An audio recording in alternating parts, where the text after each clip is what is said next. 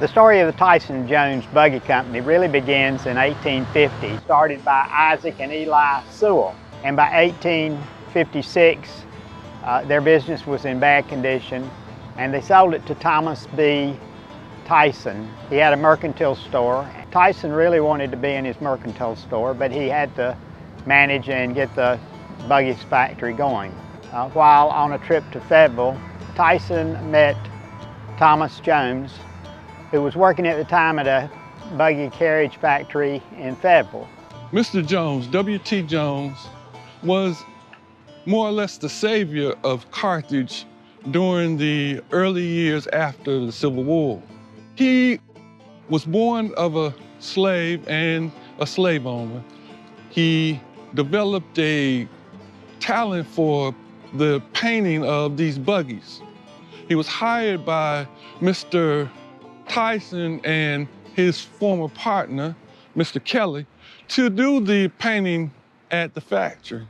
The Civil War kicked off, and as a result, residents of Carthage joined the Confederate Army, Mr.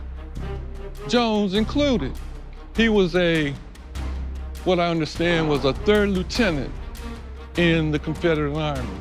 Mr. Jones was eventually captured, and he spent several of the years of the Civil War in captivity. And at the prison camps, he fashioned some potato scraps and the bread crumbs or bread crust and created a fermented elixir. And he sold that to his captors. And the guards eventually made him very rich by purchasing that concoction. At the war's end, he came home with an amount of money that would be exorbitant nowadays, but he came home with, I think, $3,000. Now, the way that he was able to save Carthage was that he invested in this buggy company.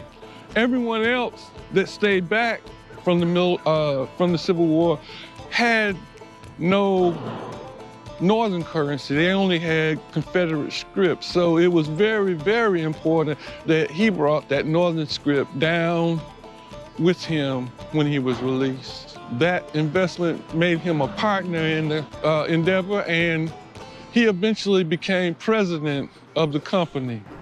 They quickly rose to making 30, and then they began to make more. They rose to where they were making finally 500 buggies a year, and then they rose to making 1,200 buggies a year.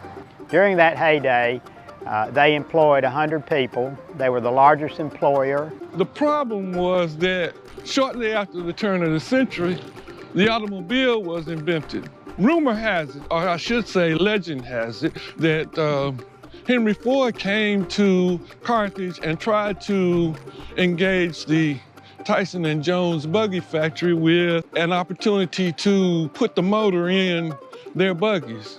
They refused. Just imagine if they had accepted that. Carthage could be the Detroit of the South. After the business failed and no longer existed, and a decline in employment, there was a stabilization of the population, but there was very little growth after that.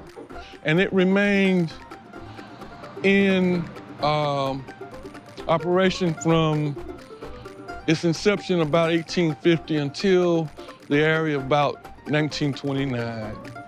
And that's the only, that building on Ray Street is the only remaining portion of the concern.